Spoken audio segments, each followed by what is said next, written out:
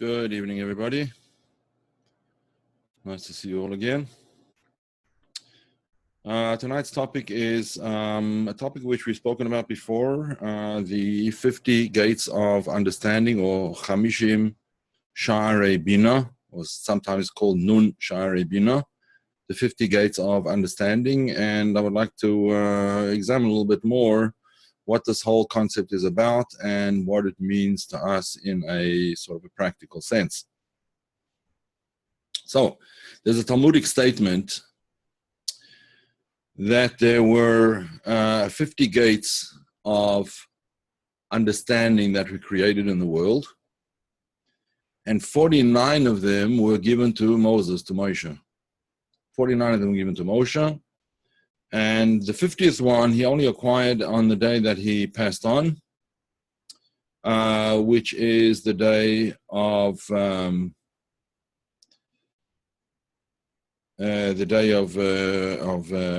Zayin Adar, the 7th day of Adar, with the month of Adar. And that's the day on which he went up the mountain called Har Nevo, Nevo, that's the way it's spelled in English. And in Hebrew it would be Nun Beis Vav, Har Nevo. So our sages say, and the sages of the inner dimensions of the Torah, of the Kabbalah, say that Har Shenun Bo. This was the mountain on which Nun, the 50th gate, Nun is the numerical value of 50, was given to him. Just for those of you who aren't aware, every letter of the Hebrew alphabet has a number associated with it. So the first letter of the alphabet is 1, the second, that's Aleph, is 1, Base, the second letter is 2, Gimel, the third letter is 3, Dalet, the fourth letter is 4, etc. And until you get to Yud, which is 10. And then from there we go, the letter Chaf is 20, the letter Lamed is 30, the letter Mem 40, and the letter Nun is 50, right? So 50, and so it goes on from there. Okay, so these Nun shaarei binah, the 50 gates of understanding, what really are they, and why were 49 of them given to Moses during his life, and the 50th one only on the day of his passing. Now, why does this all come up? For two reasons. First of all, this week's Torah reading is the reading which is called Bahar in the mountain. But it's talking about the first part of the Torah. Talks about the first part of the reading talks about the mitzvah, the commandment of Shemitah, to let your fields lie fallow in the 7th year, and then it talks about the Yovel. The Yovel is the 50th year. Yeah, the 7 times 7 cycles. You have cycles of 7 years where the land has to lie fallow every 7th year. And when you get to the 7 times 7 years, in other words, to the 7th cycle of 7, 49, so the 50th year would be called the Jubilee year, or the Yovel in Hebrew, Yovel. Yud Vav, Beis Lamed, Yovel, right? The Yovel. So,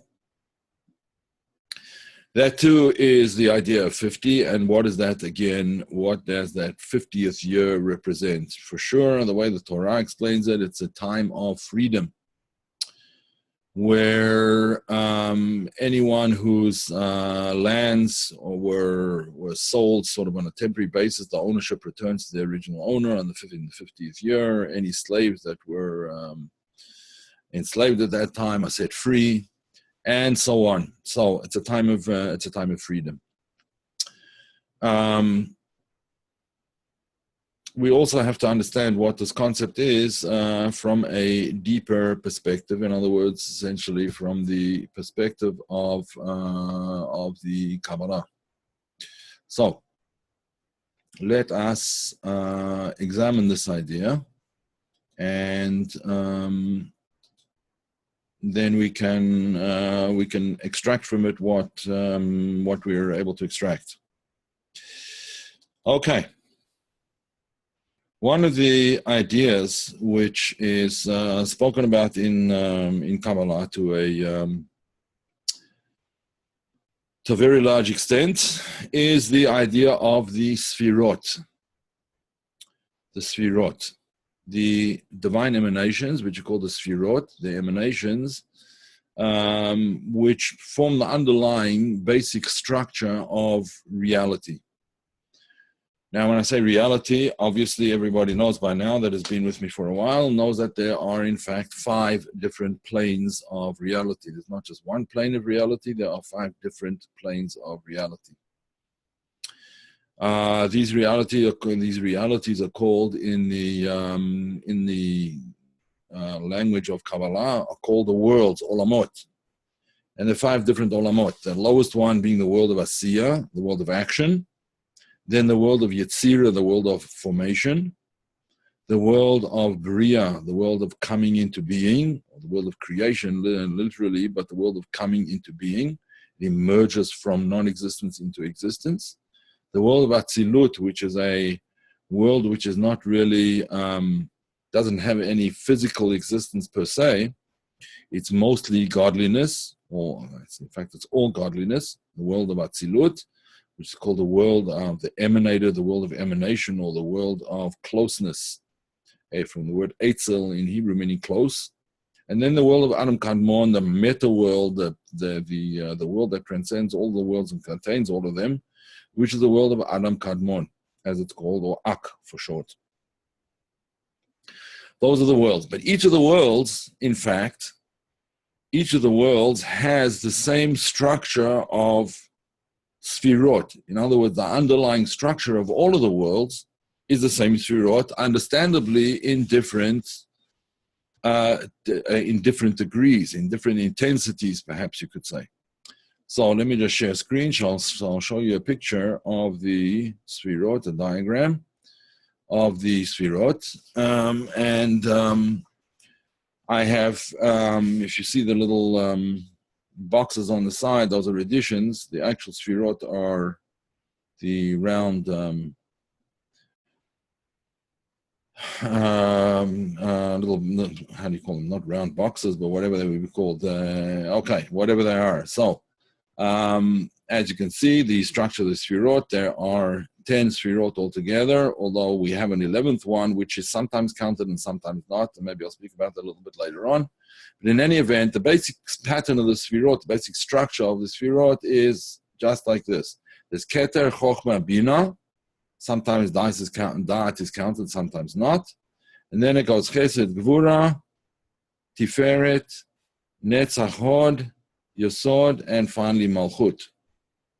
Now, the Sefirot themselves are actually divided into, Sefirah means, Sefirah, there's a number of different, someone's asking here on the chat, what does a Sefirah mean?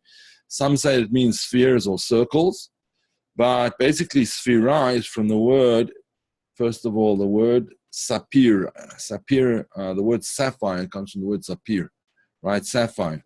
It is, so to speak, congealed light of a certain quality, right? Of a certain type, so to speak. That's only an analogy. It's not really the way to describe them, but the Sefirot are divine attributes which are manifested in various forms. In other words, they bring a certain energy or certain light, if you will, into creation. And they form the underlying structure of all the worlds. Now, obviously, the Sefirot, even though they have the same name, the Sefirot of the worlds, of the world of Asiya, the same 10 Sefirot that you see here, and the same 10 Sefirot, I can actually make it, perhaps I should make it a bit smaller. Let's see if we make it 100. What? No, still too small. Too big. All right, I'll make it a little bit smaller. There we go, so you can see the whole thing at once. Okay, there you go. So, the structure of the Sefirot in the world of, in all of the worlds is identical.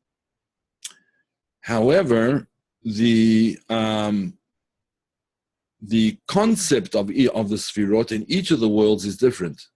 Obviously, the world of Asiya, the lowest world, the Sefirot are going to be, these emanated qualities are going to be on a lower level than they are in the world of Yetzirah, or then in the world of Bria and Atzilut, and so on and so forth.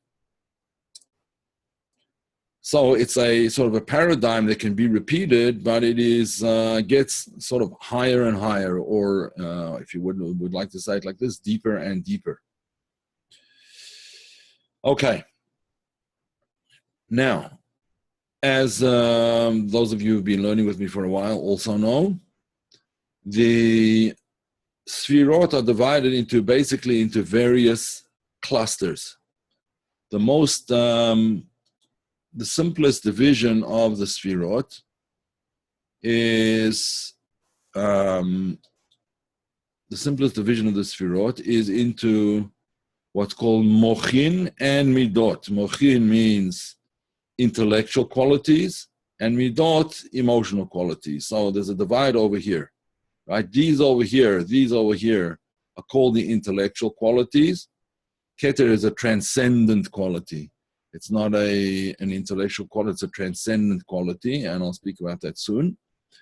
But these over here, these faculties, so when we count Keter, we don't count Da'at. When we're looking at the intellectual aspect of things, then we do count Da'at. Okay? Because Da'at, as you can see, means consciousness, sometimes translated as knowledge, awareness, intimate connection, key to the emotions, very important idea. So, when we divide these Sefirot into these two groups, one group is going to be the intellectual faculties, Chokhmah, binah, and Da'at. Chokhmah, wisdom, intelligence. Binah, understanding, analytical thinking. Da'at, consciousness, knowledge, etc.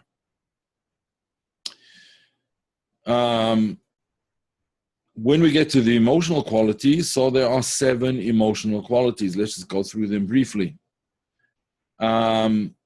Here in the emotional qualities, you're going to have a positive quality and a negative quality. In other words, the one in holiness and the one in unholiness. So chesed, the sphere of chesed, the emanation called chesed, would be kindness, love, emotional connection. The opposite of which in the negative sense would be lust or self-love. All right, lust or self-love. Okay, gvura, might or fear, the need for privacy, the need for setting boundaries for ourselves and for others. Those are all positive qualities. However, on the negative side, anger, jealousy, hatred stem from gvura. Tiferet, similarly, is on the middle column. All the ones in the right column have the quality of kindness, of chesed. All the ones on the right column have this willingness to share, right? Willingness to bring others into the circle, so to speak. The ones on the left side are more sort of pushing others away, and it's self-examination, self-restriction, self-elevation. All those are there on the side of Gvura, all of these over here. Of course, you've got the middle column, which is balance between the two of them. The balance is usually what we try to achieve, which Maimonides, the Rambam, called the golden mean, or the golden path. The golden mean is, in other words, the mean meaning the middle path. Now, not everyone follows the middle path. There was a famous Hasidic Rebbe named the Kotzker Rebbe. The Rebbe of Kotzk was known for his very sharp statements, and sometimes people felt a little shocked at the kinds of things that he said. But basically, in this particular case, he said the middle path is where the horses go, right? The sidewalks is where human beings walk, and the horses, in those days, didn't have cars, obviously. Yeah, in those days, they had horses, so that's where the horses go, and you know what horses do. And so the middle road is for the horses. One of the extremes is for human beings. Now, I don't suggest that this is necessarily the way to go for everybody, but there are people who they prefer that kind of idea, that they don't want to go on the middle path. They want to go to one of the extremes. Now, obviously, the too extreme is not a good thing. Extremism always leads to negative consequences eventually, or almost always. In any event, sometimes it is necessary to be extreme, but let's get back to our subject. So Tiferet is on the middle column, and that is called, in an emotional quality, it's called compassion, sometimes called mercy. And the quality is one of variety and change, right? The negative side of that is pride, boasting, arrogance, and so on. Pride, boasting, that's the negative quality, right? Netzach is perseverance, confidence, trust, external security, the opposite of which is defiance or worry. And Hod would be acknowledgement, sincerity, internal certainty or security, inner security, the opposite being deviousness, lying, cheating, and so on. Yesod, the Sefirah of Yesod, influence, empathy, contribution beyond ourselves, right? Called Yesod. Malchut, humility, significance, both of the two opposite qualities, but both are part of Malchut. Why? Because Malchut receives essentially from all the other Sefirot, so it has both opposing qualities from the left and qualities from the right, and Yesod also does to a certain extent, but Yesod has another function. So those are most evidenced, the two opposite paths are most evidenced in Malchut, which has humility on the one hand and significance, significance, in other words, significance of my presence in the world, understanding the significance of my being in the world as a person, etc. The opposite of it is meekness in a negative sense, spinelessness, victim mentality. That would be the Malchut quality in a negative sense. So, as we said before, the Sefirot are divided into two groups. The intellectual qualities, and these are called the emotional qualities, right? The emotions. So these emotions are all interconnected. All the emotions are interconnected. Now, if you count them up, you'll see that there's 7 emotional qualities: 1, 2, 3, 4, 5, 6, and 7, right? 3 triads: Chesed, Gvura, Tiferet, Netzach, Hod, Yesod, and Malchut. All of them are important, and we all have all of them. We all have all of them. Now, just to digress for 1 minute, while I explain that we said before that there are essentially five worlds. In each of the worlds, as I said before, the underlying structure is identical, right? However, the difference between the worlds is based on which of these Sefirot is dominant. On which Sefirah is dominant. In the world of Adam Kadmon, the Sefirah of Keter is dominant. In the world of Atzilut, the Sefirah of Chochmah is dominant. In the world of Bria, Binah is dominant. In the world of Yetzirah, all these 6 Sefirot are dominant. These 6, the first 6 of the emotional qualities, are dominant in the world. In other words, it's a world of emotion, the world of Yetzirah. And finally, in the world of Asiya, of which our physical world is the lowest counterpart of it, then Malchut is dominant in the lowest of all these worlds. Now, even though it's true that these 6 midot primarily are the primary quality of the world of Yetzirah, the second world up is Asiya and then Yetzirah. Nevertheless, all of these are sort of inter-included in one another. So in other words, in Chesed, you're going to have Chesed Shebechesed, which is absolute Chesed, right? Gvura Shebechesed, which is restrained Chesed. Tiferet Shebechesed, Chesed that shows compassion, that leans toward compassion, and so on and so forth. Netzach Shebechesed, Hod Shebechesed, Yesod Shebechesed, and Malchut Shebechesed as well. So therefore, since you have 7 Sefirot, and 7 times 7 is 49, that corresponds to the 49 days of the counting of the Omer. There are 49 days between Passover and Shavuot. Shavuot is the next festival, the festival of the giving of the Torah. It's coming up in another couple of weeks. Actually, less than a couple of weeks. So the period of time between Passover and Shavuot, Shavuot is also called Atzeret, which is it's the time that the giving of the Torah. So there were 7 weeks between in that period until the 50th day. There's 49 days, 7 weeks, 49 days. Then the 50th day would be the festival of Shavuot, the Chag, the holiday, the festival of the giving of the Torah.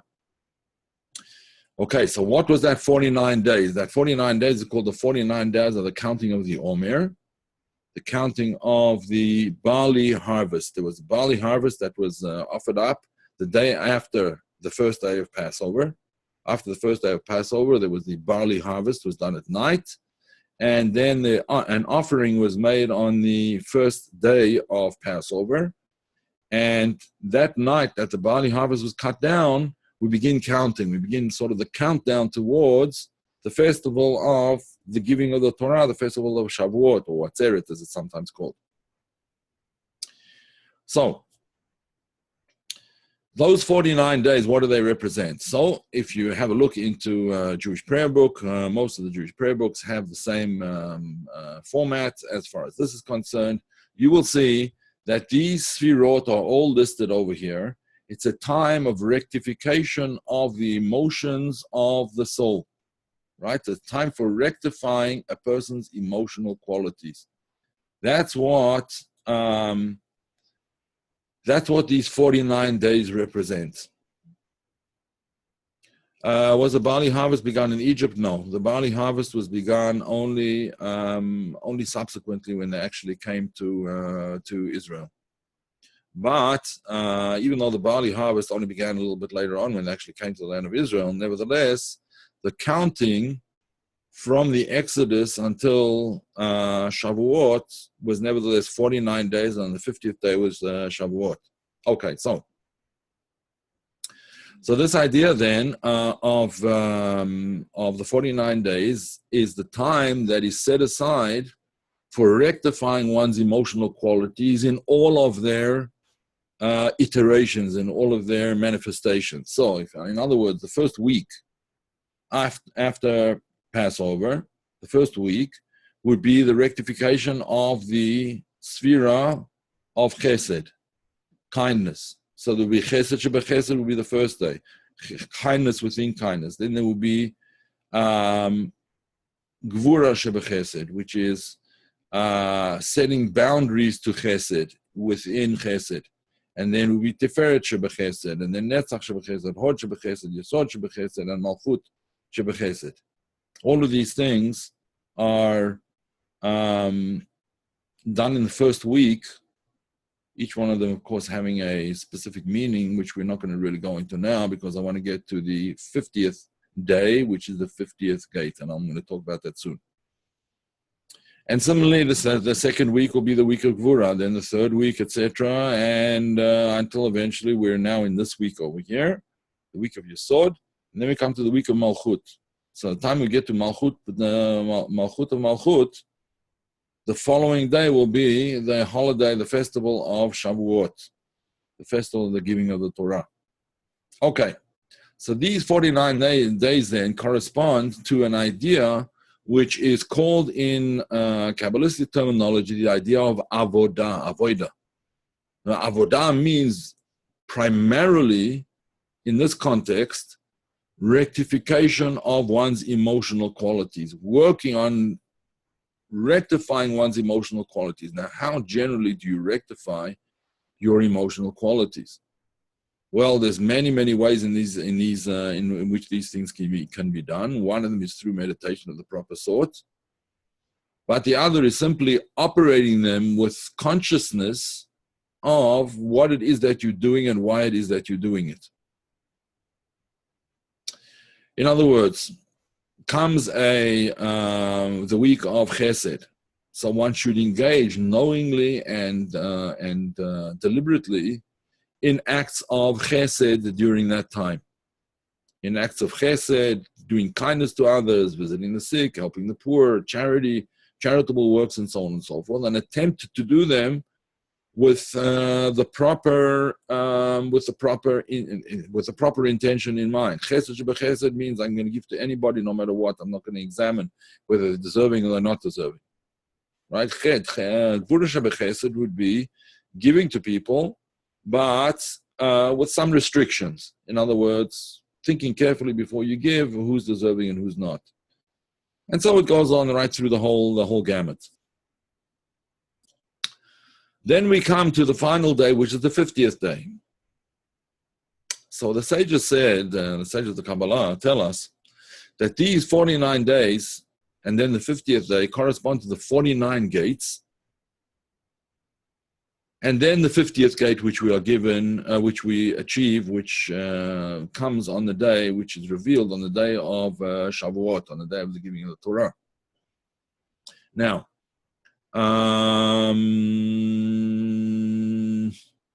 okay, so Dennis, let me just answer this question. Dennis asked the question, if all of these spheres are present within us, are there different manifestations of abilities that Hashem brings forth for what we need to serve others? Exactly. Yes, there are. Absolutely. So, for instance, somebody could be very much a Bal Chesed, right? The person who is a tremendously kind, right? Even though he has all of the other manifestations of the Sefirot within him, but nevertheless, what dominates in that particular person is Chesed, kindness. In another person, what might dominate in the other person is Gevura. In fact, in which is might or fear, privacy, setting boundaries, etc., etc.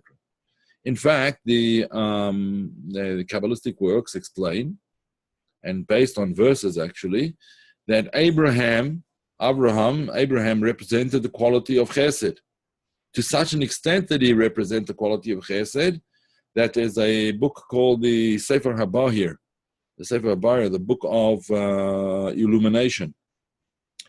The book of illumination, a Kabbalistic work, which says that the attribute of chesed, of kindness, came before the Almighty and complained that since Abraham is in the world, I have nothing to do, right? He's taken over my job.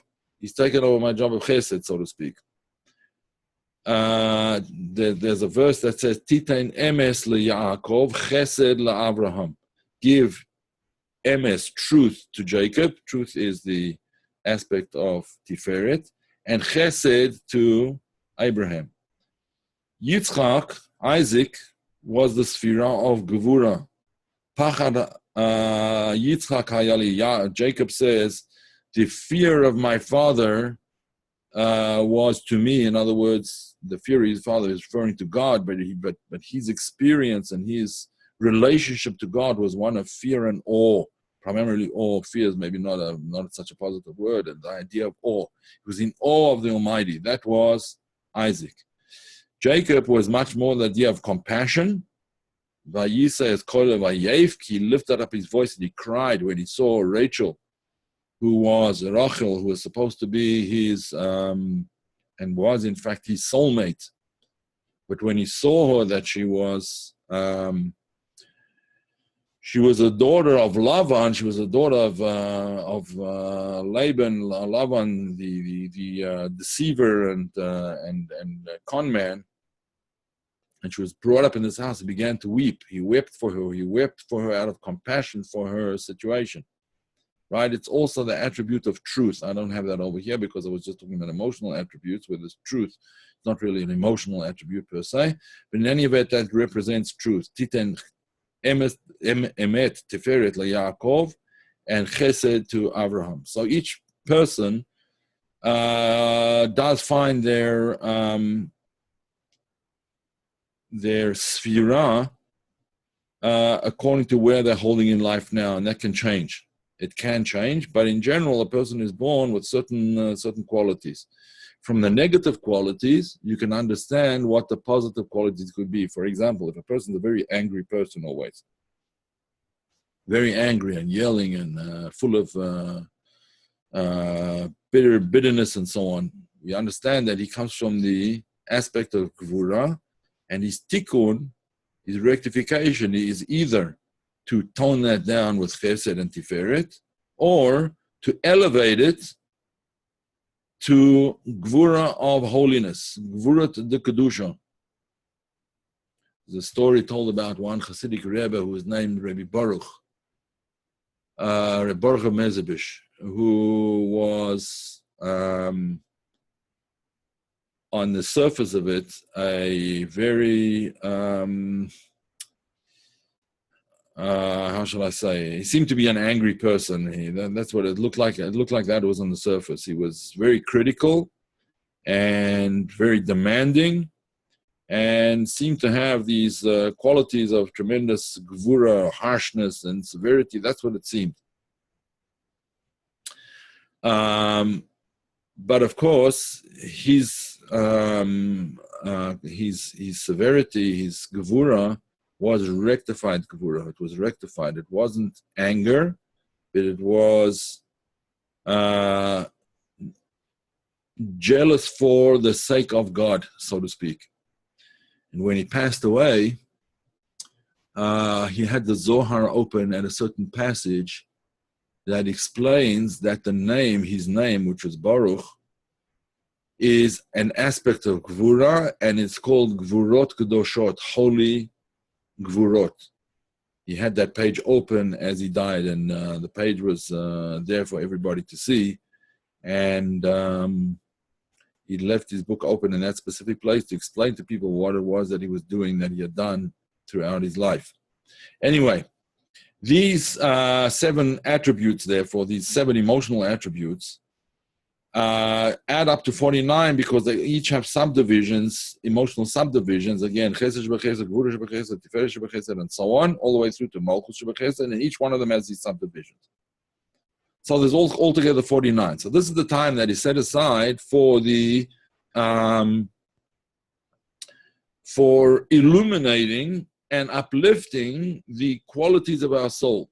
That's what the concept of Sfirat HaOmer, counting the Omer, or illuminating the Omer. Omer was actually a barley harvest, and barley is not really, although today we do, human beings do eat it, but it was traditionally always an animal food. Barley was the food that was fed to cattle in the winter, right? They would eat barley. So the idea is that this barley sacrifice is the initiation of the ability, it gives us the ability to rectify the animal type qualities that we have in our soul, the animal qualities, and lift them up to be human qualities. Elevate them by Sefirot.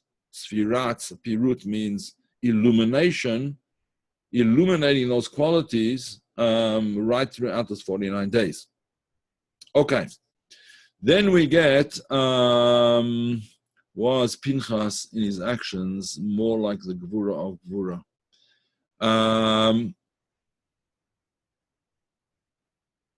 It could be. I haven't seen anything that I recall explicitly stating that, but it certainly seems that way. It's certainly the actions that he took at that particular time were indeed that. So, good question. So, what happens now to the 50th day? And why was it that Moses was given all 49 levels? Again, the Talmud says 49 levels, 49 gates. 50 gates of understanding were created in the world, and 49 of them were given to Moses.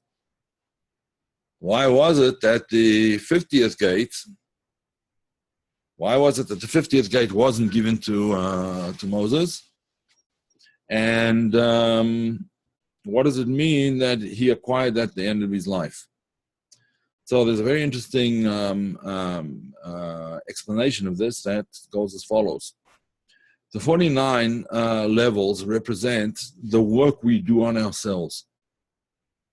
Moses had already, even before leaving Egypt, leaving Egypt with the Jewish people, when he fled from Egypt and he went to Midian, he went to the Midianite person who eventually became his father-in-law, Jethro or Yitro. When he was there, he already started doing that work on himself. And perhaps when he was already in Egypt before he fled from Egypt. He fled from Egypt because Pharaoh wanted to kill him. So he fled from Egypt and he landed up in Midian. And there he married his wife. There he married his wife. And all of the time that he was spending until he was chosen by God to go back into Egypt and extract the Jews from there, take them out and lead them to the Holy Land, to the Promised Land. So all of that time, Moses was working on himself, right? He was working on himself to a tremendous degree. And therefore, all 49 gates, all 49 channels, he had already perfected.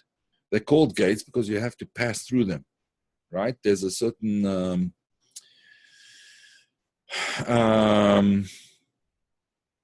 sort of a barrier. One has to work very hard to open the gate, to unlock the gate, and then move through it to the other side of the gate. So he had passed through all 49 gates. On the 50th, as far as the 50th gate, that wasn't given to him. 49 gates were created. The 50 gates were created, 49 were given to him. In other words, he achieved 49 of them, but when he passed on the day of his passing, he achieved the 50th one. Why only on the day of his passing? Why not previously? So the explanation is as follows: that all of our ability to pass through the 49 gates depend on how hard we work on ourselves. Moses was a person who never rested on his laurels. He was always working on himself. He was always trying to improve himself. He was always on the way, on the up and up. And therefore, when it came the last day of his life, that there was no more that he could do because it was the last day, that's when he was granted the completion of all his work, which was the 50th gate. The 50th gate is the completion of all the work that we do. And that's what he was granted. He was granted on that day. Now, what is that 50th gate? That 50th gate, there's various explanations of it, but the explanation which seems to fit most appropriately is that 50th gate represents the Sefirot of Keter, right? The Sefirot of Keter. That the 50th gate is this Sefirot over here, Keter. Keter is the Sefirah which transcends all others and corresponds ultimately to the inner dimension of Keter is faith, delight, and will. There's three aspects of Keter. And the Keter really represents the purpose for your existence in this world. On the final day of his existence in this world, Moses realized his final and ultimate purpose. That final and ultimate purpose was actually to transmit everything that he knew and pass it on to the next generation. And that's what he did on the last day. He wrote 13 Torah scrolls, which is a tremendous feat. Usually they take about several months to write, but whatever, let's not get into how it happened, how he did it, but that was what he did on the last day of his life. So, and he transmitted all of his teachings. During the last period of his life, he transmitted all of his teachings, and on the last day, he handed over the mantle of leadership, ultimately to Joshua, to Yeshua. Okay, so that's why Moses wasn't given the last thing until the final day that he passed on, because he was working up until that day to improve and to improve himself. In other words, this whole concept of now a person is enlightened and he's a holy person or whatever, he doesn't have to do anything anymore. No, it doesn't work like that. At least not in Kabbalistic terminology. You work until you drop, until the day that you pass on. Now, what does this mean to us as individuals? What it means is essentially that we have to do the work of climbing ever upwards, right? The work of improving ourselves, the work of rectifying that which needs to be rectified, until ultimately we come to the fulfillment of the purpose for which we were created, Keter. Keter is the question you would ask if you were asking something about Keter. For what purpose? Why is it here? What's its purpose? Right? Chokhmah is what inspires me. Binah is what do I do? Or rather, why do I do what do I do? Why do I do what I do? So when we call them Chamishim shaarei binah, the 50 gates of binah, the 50th gate of binah is actually not binah anymore, it transcends binah. It's only that you have to come to deeper understanding of oneself primarily in order to come to this ultimate transcendent level, which is called the level of Keter. Understanding ultimately what my purpose was in the world, what my purpose is in the world. Now, one doesn't have to wait. One doesn't have to wait until the day of your passing. With Moses, it was like that because on every level, in every world, he reached the 50th gate of each of the worlds as he progressed, right? Because each of the worlds also has 50 gates. 50 gates of Asiya, 50 gates of Nun Sharim, of Yetzira, and of Bria, and Atzilut. And then he passed on. When he passed on, he reached finally the 50th gate of the world of Adam Kadmon, the highest of all, the 50th gate, the Keter of Adam Kadmon.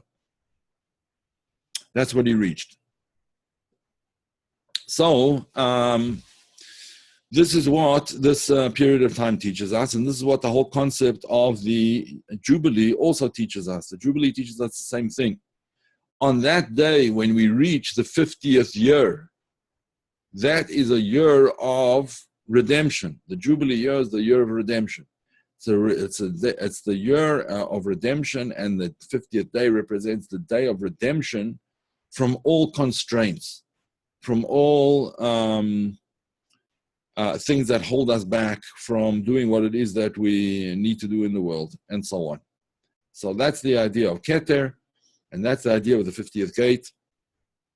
And may we all be worthy of attaining some measure of the 50th gate. Okay, are there any questions?